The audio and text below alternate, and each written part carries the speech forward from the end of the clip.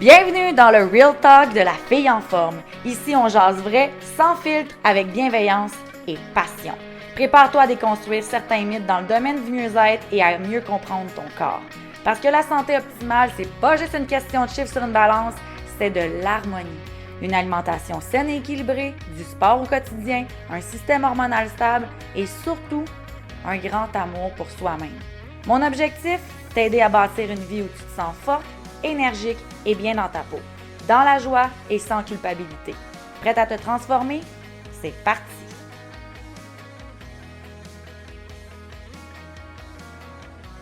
Bon matin, bon midi, bonsoir ma belle amie, j'espère que tu vas bien. Bienvenue à cet épisode numéro 4 de la nouvelle genre Real Talk de 2025 avec la fille en forme.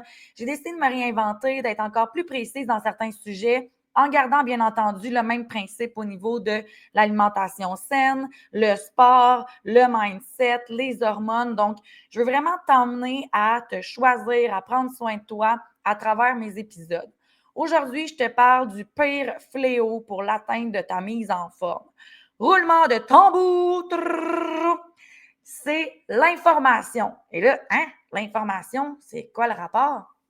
En fait, c'est que rendu à l'ère moderne en ce moment, là, en 2025, c'est qu'on a accès à tout. On a accès à tout. Tu vas sur Internet, tu poses une question, tu as Wikipédia qui te répond, tu as Ginette de Terrebonne qui te dit comment que elle a vécu son fat burner de XYZ. Tu as Pierre de Chicoutimi qui t'explique comment que les plantes peuvent t'emmener à perdre du poids. Puis, tu vas sur ChatGPT, puis là, tu as un robot qui te répond avec le meilleur de ses connaissances par rapport à ce qu'il a puisé sur les internets pour te donner une réponse. Mais ça, là, ça s'appelle la désinformation, excuse. La désinformation, là, c'est un peu comme le téléphone arabe quand on était jeune. Arabe ou chinois ou japonais, là, je ne sais plus trop comment ça s'appelle. Là. Mais tu sais qu'au bout, maintenant, il y a quelqu'un qui dit « Je veux manger une banane », puis qui est rendu à la 7e personne qui répète qu'est-ce qui a été dit au début. Ben, c'est genre « J'ai monté 8 étages de la Tour Eiffel ». Là, t'es comme « Ah! » Il est où, là, genre, le avant puis le après, là, tu sais, ça fait pas de sens.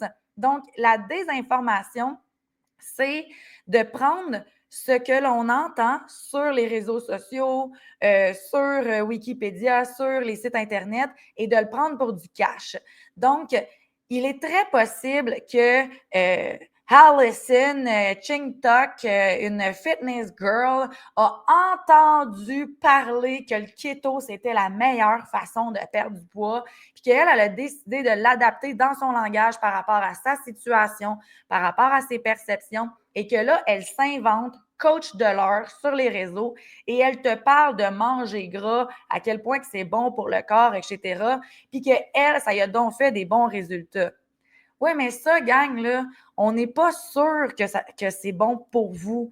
Donc, la désinformation, c'est d'aller chercher un peu nulle part ou un peu partout plutôt les réponses à ton questionnement qui ne sont pas nécessairement véridiques. Et là, attention, je vais pousser la patente parce que même les études cliniques, parfois, on ne peut pas leur faire confiance. Par exemple, c'est la grosse mode, le magnésium en ce moment, là. Bon, ça a l'air que le meilleur magnésium, ça serait le biglycinate de magnésium. C'est lui qui est mieux absorbé, c'est lui qui aide à la récupération musculaire, c'est lui qui fait en sorte que ça vient diminuer le stress oxydatif. OK. Je pourrais te montrer plus de 25 études cliniques qui démontrent la véracité de ce que je suis en train de dire. Mais je pourrais aussi te montrer 25 études cliniques qui disent complètement l'inverse parce que si tu prends du biglycinate sans prendre la vitamine D, ben là, il n'est pas absorbé, fait qu'il n'est pas métabolisé, fait que, tu comprends? Donc, la désinformation, c'est tout ce qui est faux par rapport à ce que tu pourrais avoir comme info. Ça le dit, hein? Faux info. Fait que c'est très important de pas prendre pour du cash tout ce que tu entends, tout ce que tu lis, tout ce que tu a comme conseil de peut-être des gens de confiance dans ton entourage ou encore moins des gens de non-confiance de ton entourage. Alors, la désinformation, c'est le premier sous-point de l'information qui va t'emmener à ne pas atteindre ta mise en forme. Le deuxième, c'est la surinformation. Et là, pensons au petit Joe connaissant de nos familles, OK? Que lui, là, il a tout essayé, puis il a tout fait, puis c'est la manière qui fonctionne. C'est celle-là parce qu'il a étudié le sujet de A à Z, en long, en large, en diagonale. Lui, là, il sait tout, tout sur le sujet.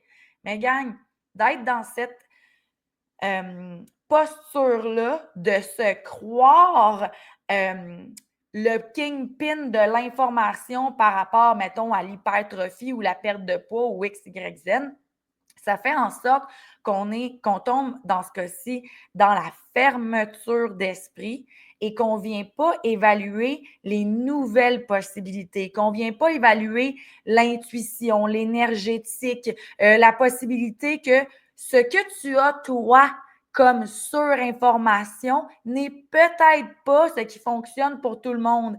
Et même mieux ou pire, n'est peut-être pas ce qui fonctionne pour toi encore à ce jour. Fait que j'en ai là des clientes qui arrivent dans mon bureau puis qu'elles me disent quasiment qu'est-ce que je devrais leur donner. Puis je suis comme, mais qu'est-ce que tu es venu chercher dans ce cas-là si tu sais exactement tout ce qu'il faut faire? Puis qu'à la seconde que je te dis, je crois qu'on devrait peut-être diminuer ta quantité d'eau, puis qu'elle me dit non, non, non, non, non, là, moi, je me suis fait dire que boire de l'eau, c'est ça qui faisait perdre du poids. Oui, mais t'en bois trop. Tu t'es-tu aussi fait dire que trop boire d'eau pourrait t'emmener dans une rétention qui fait suractiver tes reins, puis que ça vient te déminéraliser à la longue? Fait que, tu sais, faire attention, là, quand on est dans la surinformation, quand on est tellement comme je sais pas, là, c'est quoi le mot, le nerd de notre domaine, là? Bien, des fois, ça fait une fermeture d'esprit qui nous permet pas, par des fois des personnes externes, de venir réévaluer peut-être ce qu'on sait sur le sujet. Alors, la surinformation était le deuxième sous-domaine, mettons, du fléau de l'information. Maintenant, le troisième et le dernier, c'est le manque d'information.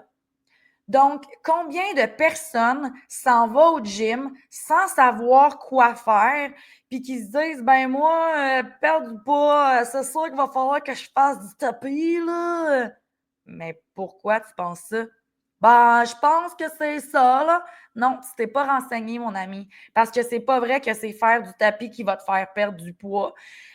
Donc, le manque d'information est aussi un fléau parce que quand on ne sait pas au moins les grandes lignes, les bases de ce qu'on veut atteindre par rapport à notre objectif, bien, ça fait en sorte que souvent, là, on peut soit se blesser, on peut soit déstabiliser notre système hormonal, on peut soit complètement s'en aller vers Montréal alors qu'on prévoit de s'en aller à Québec. Donc, on pourrait prendre un chemin qui va pas nous aider pour l'atteinte de nos objectifs parce qu'on n'a pas assez d'informations pour mettre ça de l'avant. Et là, vous allez me dire, ouais, mais des coachs, ça coûte cher. Gagne! Est-ce que c'est plus cher de partir, mettons, moi ici à Granby, puis m'en aller vers Québec en 2 heures? Je suis rendue à Québec, je suis heureuse. Ce que j'avais à faire à Québec, je le fais. Pourquoi j'ai voulu me rendre à Québec? Bien, c'est peut-être pour aller magasiner aux galeries, aller écouter un show au centre Vidéotron, peu importe. Mais si j'ai pas demandé à quelqu'un mon chemin pour me rendre à Québec, ça fait que par moi-même, il me dit, ben je vais m'en aller par là, je pense que c'est ça qu'il faut faire, puis que je me retrouve à Montréal ou à Saint-Jérôme et qu'à un moment donné, je rouvre les yeux puis dire, il me semble que ça fait 3 heures que je roule puis que je suis pas rendu à Québec encore. J'ai perdu mon temps, j'ai perdu du gaz, donc de l'argent, puis j'ai surtout perdu tout ce beau potentiel-là de pouvoir évoluer puis vraiment arriver à mon objectif plus rapidement, de manière plus précise, puis avec beaucoup moins de frustration. Donc, la valeur d'un coach qui va vous emmener à avoir de l'information, c'est selon moi, pas dissociable de l'atteinte d'un objectif.